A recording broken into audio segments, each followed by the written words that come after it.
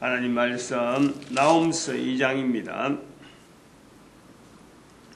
나훔서 2장 1절에서 끝절까지 말씀 교독합니다. 1절 말씀 제가 먼저 받들어 봉독드립니다. 파괴하는 자가 너를 치러 올라왔나니 너는 산성을 지키며 길을 파수하며 내 허리를 견고히 묶고 내 힘을 크게 굳게 할지어다.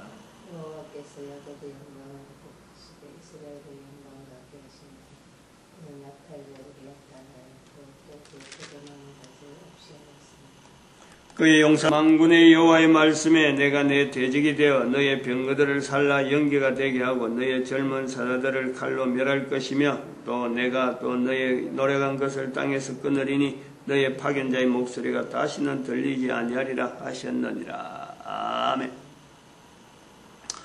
나훔서 2장에 있는 만군의 여호와의 말씀을 기준하여서 예수님 오시고 난 다음에 예수님 오시고 난 다음에 예수님을 알리려고 하는 어떤 그 시대를 지금 비추어서 나훔서 2장에서 우리가 나타냅니다.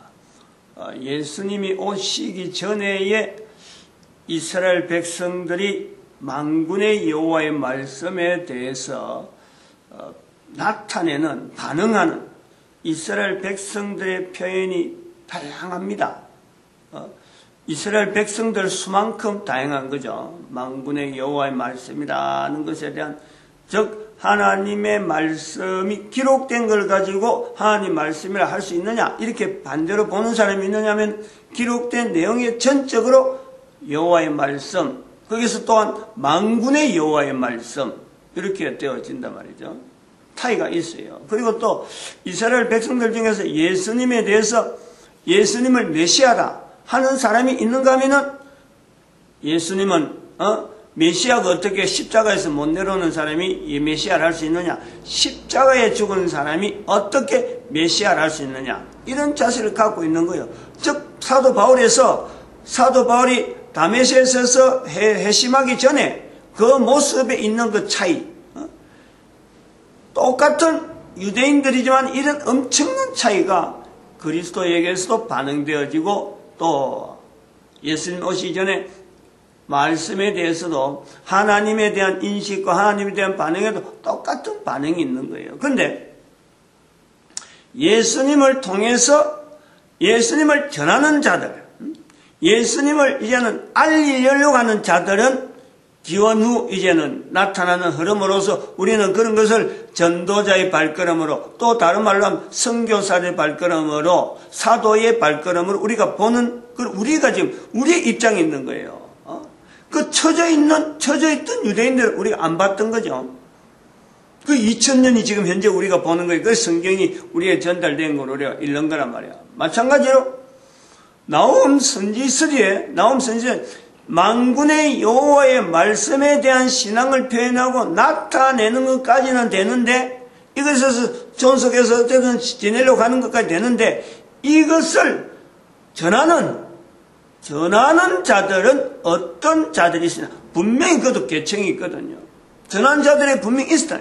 그 1장에서 그것이 바로 산 위에서 산에 올라가 화평을 전하는 자의 발걸음, 산 위에 올라가는 거예요. 이건 나중에 구약 신약에도 이걸 인용하잖아요. 정확하게 제가 어디에 장절이 있는지 모르지만은 화평을 전한 자의 발이 산 위에 있다. 이거 신약에서도 그 자체를 받아들여요. 즉 여기서 우리가 사도의 자리, 나훔서에 나타나는 산 위에 발이, 화평을 전한 자의 발이 산 위에 있다. 이 내용이 동일한 내용을 우리가 볼 수 있다라면은 성경이라고 하는 이 내용이 어떻게 이렇게 활발하게 움직여졌을까 하는 것은 예수님 오시고 난 다음에 예수님을, 그리스도라고 하는 예수님을 보급시키는 하나의 방편으로서 성경이 있던 시대라, 등장해서 이제 전달되는, 성경을 통해서 전달되는 시대라 한다면은, 그 시대를 우리가 본다면은 예수님 오시기 전에 만군의 여호와의 말씀을 전하려고 하는 사들은 도대체 어떤 도구를 사용했을까? 성경을 그때는 문자가 활발하지 못했고 이런 문서 전달 자체를 체계를 전혀라고 할 정도로 이게 인식이 안 돼 있는 거예요. 어떻게 이들은 화평을 전하는 자의 발이 이 모습으로서 그냥 막 가기만 하면 되나요? 말이 안 통하는데, 언어가 안 통하는데. 적어도 성경은 언어로 되어진 내용을, 언어로 되어져서 말은 안 통하지만 이게 번역이라고 하는, 번역이라고 하는 자기들이 쓰는 언어로 바꾸려고 하는 시대가, 인류 시대가 언어를 서로 약속해서 이게 어느 정도 정착이 돼서 우리 지역에는, 우리나라는 적어도 어떤 언어로서 이게 통용이 될 수 있는 어떤 구심점이, 단위가 형성되어 있었던 거예요. 그러나 예수님 오시기 전에는 이것이 통용 자체가 불가능한 그런 자체가 엉성한 시대에 그래도 사도들이 있듯이, 예수님 오시고 난 뒤에 사도들이 있듯이 하나님의 말씀에 대해서 전하는 자들의 발걸음이 있다. 이들은 도대체 어떻게 전하게 되었을까? 여기서 우리가 생각해야 될 부분이 참 많이, 연결해야 될 부분이 많이 있단 말이에요. 예루살렘에서 벗어나 있는 에데사라고 하는 이 지역에 대한 영향 우리가 고려가 돼야 되고, 또 한편으로는 바벨론에 포로되어 갔던 이스라엘 백성들, 문자를 아는 사람들은요, 바벨론에서 문자를 아는 사람들은 에스겔에 의해서 제사장으로 훈련받은 계층이 있는 거예요. 제사장에 의해서, 에스겔이라는 제사장에 의해서, 제사장 출신의 포로에 의해서 바벨론에서부터 훈련받는 거예요. 그 사람들이 돌아오는 거예요. 즉 문자를 활용하는 이스라엘 백성들은, 에스겔에 의해서 훈련받은 사람들은 예루살렘이 회복되면 우리가 다시 예루살렘을 중건해야 된다, 다시 성전을 지어야 된다, 이 사명 때문에 제사 제도가 다시 있을 것이다. 그래서 다시 돌아갑니다. 문자를 아는 사람들은 전체가 다 돌아간단 말이에요. 그들이 열왕기상 9장 13절에 있는 대로 1760명 바로 투입되는 거예요. 어마어마한 역사죠. 어마어마한 역사. 그 준비를 적어도 한 50년 이상 준비하고 돌아가는 거예요. 즉 문자를 아는 이스라엘 백성들은 다 돌아왔다. 요 부류가 예루살렘이라는 성경을 통해서 나타나는, 성경이 형성되어서 예수님을 전하는 자의 발걸음에서는 예루살렘이 위치라는, 중심이라는, 예루살렘 지향이라는. 그런데 이 바벨론에서도 페르시아에게 잔존되어져야 되고 상황에 따라서 돈을 갈 수는 없는 그런 사람들의, 그렇다고 해서 복음을 전하는, 산위의 화평을 전하는 자의 발걸음이, 산위에 있는 이들의 발걸음은, 이들의 중심은 예루살렘이 아닌 거예요. 정반대로 예루살렘, 바벨론에서 볼 때 예루살렘을 지향하는 자들의 발걸음에 정반대로 저들은 동으로 향하는 거예요. 이 상황을 우리가 좀 염두에 둬요. 지금 여기 본문에서 1장과 2장 사이에서 나타나는 성경을 중심하는 자와 또 여호와의 말씀에 대해서, 이거 실질적으로 이스라엘 백성들이 예수님 오시기 전에 실질적인 상황 자체에서 어떻게 발걸음을 전하는 자들의 발걸음이 페르시아로 내려가고 동으로 향하고 하는 이런 구조에서 성경이 형성되어져서 오늘날 우리 대한민국까지 전달되는 과정에서, 우리가 대한민국을 중심해서 동에서 오게 된 이 성경과 서에서 오게 된 화평을 전하는 자의 발걸음 자체를 만나는 요 어떤 비교, 예루살렘과 에데사, 또 바벨론에서의 예루살렘으로 가는 발걸음과 성전을 회복하기 위해서 가는 그 문자를 아는 사람들의 발걸음. 그리고 그러면 문자 아는 사람은 그 다 빠지니까 레위인이라는 것은 바로 이스라엘 백성들에 의해서 문자를 아는 계층이라고 볼 수 있는 거예요. 그들을 통해서 하나님의 말씀이 필사되고 보존되어지고, 그들 외에는 하나님이라는 글씨를 쓰면 안 되는 그런 어떤 구분이 있는 거예요. 아무나 그래 쓰는 게 아니라 아무나 쓰지 못하는데 쓸 수 있는 계층이 선지자예요. 선지자만이 이 룰에서 벗어나는 거예요. 그러니까 이건 타치가 안 되죠. 제재가 안 되는 거예요. 레위 계층에서 제재가 안 되고 제사장에서는 제재가 안 되기 때문에 요 문제 때문에 구약에서 제사장과 선지자 사이에 갈등이 있는 거예요. 갈등. 그래서 이 사람들이 바벨론에 포로되어서 바벨론에서 돌아가지 못하는 자들의 발걸음, 예루살렘에 돌아가지 못하는 발걸음이 그러면 만군의 여호와의 말씀을 전달하는 데에 쓰는 도구는 도대체 뭐냐? 한번 생각해보세요. 말로서 어떻게 나타낼 수 있는 이런 환경도 아니고 계속해서 동으로 가야 되는 자기들의 어떤 입장이 있는 거예요. 다시 말하면은 그들의 입장이라는 것은 예루살렘에 다시 돌아가는 것은 만군의 여호와의 말씀이 아니라는 거예요. 만군의 여호와의 말씀이 되려면은 예루살렘을 벗어나는 거예요. 스스로가 결정하는 거예요. 반드시 반대가 되어야 된다. 그런데 문자는 활용이 안 된다. 전혀 못 쓰는 건 아니지만은 그래도 레위 사람들처럼 체계적으로 성경을 가지고 옮기란다 이런 건 안 되기 때문에 문자적인 그 학문 자체는 유대인들이 쓰는 히브리어는 어떻게 쓸 수 있고 바벨론에 익혀 쓴 그 어떤 단어들은 익힐 수 있지만은 이것이 페르시아로 넘어가고 인도로 넘어가고 중국으로 넘어가면서 그때 상황에 적응할 수밖에 없는, 그렇다고 해서 그걸 갖고 전할 수 있는 언어는 절대 안 되는 거예요. 그러면은 뭘 했느냐는 거예요. 뭘 갖고. 여기서 우리가 보는 것은요, 춤이라는 거예요. 부득불 몸으로 나타내는 글씨, 몸으로 나타내는 몸짓으로 되어지는 언어가 이들에게서 나올 수밖에 없는 거예요. 자기들도 뭐 만들려고 하는 것도 아니고 부득불 하는 거예요. 그러면서 몇몇 사람들이 약속을 하는 거죠. 어떤 표현만, 이런 표현은 어떤 표현을 하면 좋겠느냐, 서로 연구하는 거예요. 몸짓에 대해서 연구하는 거예요. 그게 춤이라는 거예요. 춤을 우리는 춤춰도, 지금도 우리나라도 말이야, 춤을 춘다 할 때에도 우리나라 사람들 춤추는 건 손끝이 어떻고 발목이 어떻고 손 높이는 어떻게 올라가고 이것을 뭐 몇 바퀴 돌고 이런 그 연구를 하고서 이걸 자꾸 전수시키잖아요. 손으로 하는 글씨가, 손으로 하는 춤이 이게 바로 그 언어 전달의 하나의 표현이라 하면서 우리나라 춤 갖고는 해결이 안 돼요. 우리나라 춤은 저 끝에 있으니까 바벨론에서 출발되어지는 사람의 입장에서 볼 때는 우리나라 춤은요 이미 원천에서 보면은 이거는 어떻게 보면 전혀 춤이 아닌 거예요. 그런데 우리는 그걸 춤이다, 우리 민족의 춤이다 하고 있지만은 이 춤에 대한 내용을 지금도 확인해 볼 수 있는 것은 지금의 태국이나 저 바벨론 쪽에 가까운 쪽으로 가면요, 그 사람들이 춤추는 내용을 봐요. 춤추는 내용은 전부 손으로 해요. 손이 빨라요. 손이 빠르고 손 자체에서 보면은 어떤 형상을 나타내려고 하는 흔적이 뚜렷해요. 뭔가는 글자를 쓰고 있는 거예요. 글자를 손으로 해가지고 글자를 쓴단 말이에요. 어떻게 보면 손으로 해가지고 히브리어를 쓰기 위한, 히브리어 단어를 나타내기 위한 어떤 제스처이기도 하는 거예요. 이게 예수님 오시는 그 시대에도 인도에 있다. 유대인의 춤추는 여자가 있다. 그 문서가 있는 거예요. 그런 표현이.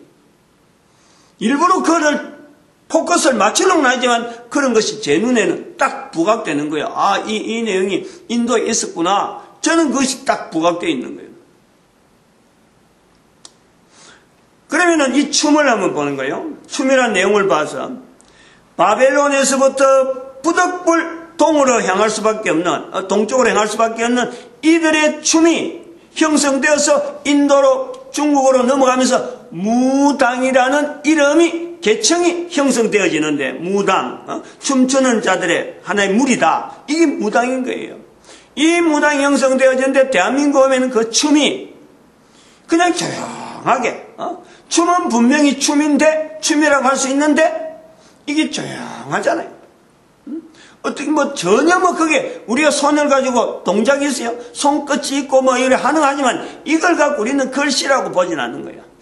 소위 변질이 있다, 변화가 있다. 그러므로 대한민국 와서 유대인들이 여기 정착하는 과정에서 자기들은 나타내려고 하는 이런 언어라든지 이런 단어가 제한돼요. 전달되는 것이 많이 남지 않는다.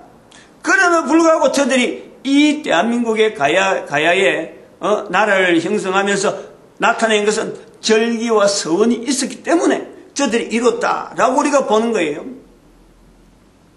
요 내용을, 요러한 관점을, 요런 개념을 에데사와 예루살렘을 우리가 염두에 둬서 분명히 본류는 예루살렘입니다. 예루살렘에서부터 온 유대와 사마리아와 땅끝까지 예수님 말씀이 그랬으니까 분명히 출발은 예루살렘이에요. 에데사에서도 분명히 예루살렘과의 관계를 늘 이렇게 견지하고 있는 거예요. 가까이 있는 거예요. 그러나 시대가, 인류 전체 시대가 만군의 여호와의 말씀으로서의 기능으로서 볼 때는 성경이라고 하는 이 형성되어지는 이 내용이 에데사의 지형적인 관계로 인해서 어떤 거기에서 부흥되어지는 이런 내용에 예루살렘의 멸망이라고 하는 피치 못할 분명한 사건이 형성되어지는 거예요. 여기 이런 것을 볼 때 에데사는 예루살렘을 통해서 예루살렘과 온 유대와 사마리아 땅끝까지 되어지는 이 예수님의 말씀에 이제는 사마리아도 없어지고 유대도 없어지고 예루살렘도 없어지는, 앞부분 다 없어지는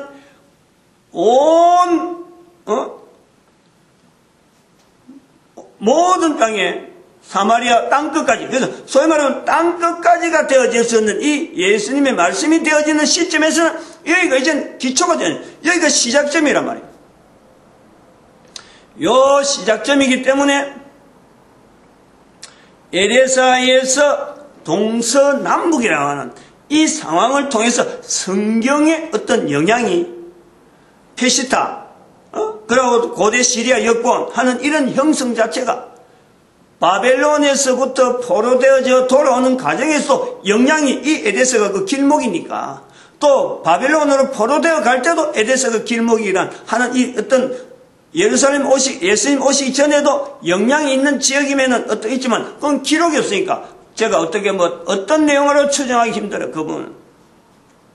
그런데 예수님 오시고 난 뒤에 예루살렘의 멸망이라고 하는 AD 70년 사건 이후는 에데사는 성경에 대한 적어도 땅끝을 향하는 성경으로 전환돼서 동서남북에 다 영향을 미치고 있다.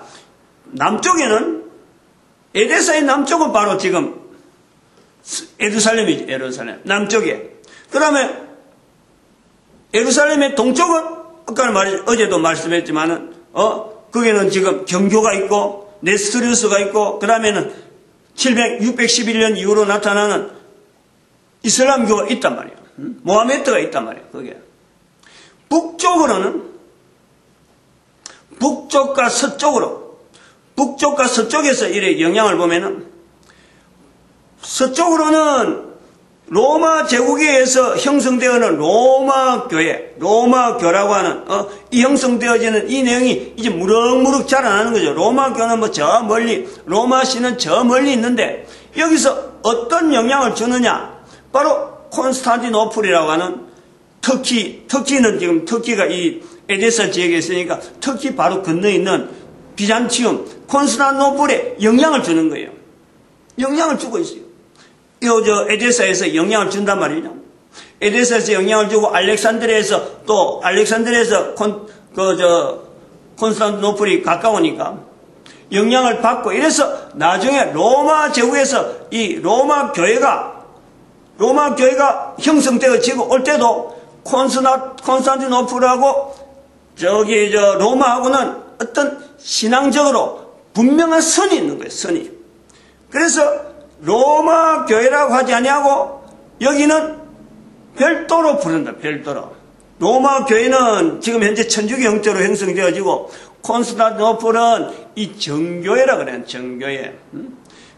천주교의식으로 비슷하지만 천주교하고 전혀 또 다른 하나의 계층이 만들어지는 것이 이 콘스탄티노플의 형성이란 말이에요. 이것을 나중에 러시아 정교회라 그래가지고 에데사에서 볼 때 북쪽에 영향을 미치는 거예요. 이 영향을 에데사의 영향에서 콘스탄티노플 그리고 알렉산드리아에서 나타나는 영향, 성경에 대한 영향, 그것이 콘스탄티노플, 요걸 통해서 로마 제국하고 로마 제국에서 넘어오는 그 영향하고 어떤 천주교의 지금 최근 보면은 그 러시아 정교회라고 분리되어져 있는 부르는 그 흐름을 이렇게 구분되어질 수 있다. 그 힘이라 이래 본단 말이에요. 그리고 북쪽도 아니고 서쪽도 아닌 북서 방향, 성경의 흐름이 넘어가는 것이 바로 영국으로 넘어간단 말이에요. 요 흐름이 단순하게 지금 현재 우리가 기도를 이렇게 대충 해서 동서남북으로 해서 이렇게 그림으로 설명하지만 이것에 대한 또 특별한 예루살렘과 에데사의 이 관계에서 나중에 1096년에 일어난 천년 후에 돼야 돼요. 천년 후에. 지금부터 천년 전이고 예수님 오시고 나서 천년, 이 천년 사이에 나타나는 에데사가 또한 세계사 가운데 기록으로 남아있는 내용은 바로 1096년에 십자군 전쟁이라는 거예요. 그럼 십자군 전쟁에서 저쪽에 유럽 쪽에서 넘어오던 그 십자군에서의 본리에서 벗어나서 예루살렘으로 다들 향하는데 거기에서 십자군전에서 한 부대가 벗어나가지고 고의적으로 벗어나가지고 에데사를 점령합니다. 그리고 이 에데사를 점령하는 과정은 좀 여러 가지 좀 복잡한 어떤 여러 가지 미스터리한 것도 있고 좀 하지만 제일 첫 번째 기독교 이름으로 불려지는 지역이 바로 에데사예요. 그 에데사 공국이라 그런단 말이에요. 에데사 공국. 그리고 이 에데사 공국이 십자군 전쟁하고 역할을 뭔가 역할을 하는데 제가 볼 때는 그런 거예요. 천년이라는 기간 동안에 천년 전에 있었던 예루살렘 중심에 있었던 내용이 에데사로 이전되는 같이 십자군 전쟁의 목적이 에데사로 지향을 하는데 예루살렘으로 지향하는데 바로 거기에서 벗어나는 에데사라는 지역이 하나의 역사 가운데 부각되어지면서 기독교란 이름의 접목에 가장 먼저 되어지는 국가가 바로 이 에데사.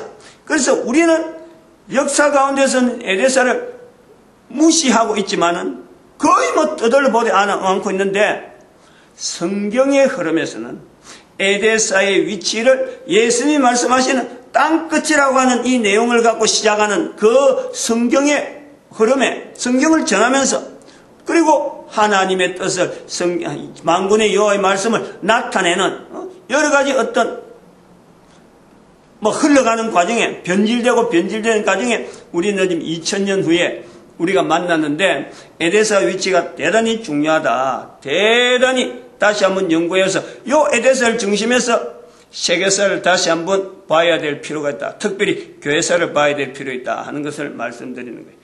마치겠습니다. 기도드립니다.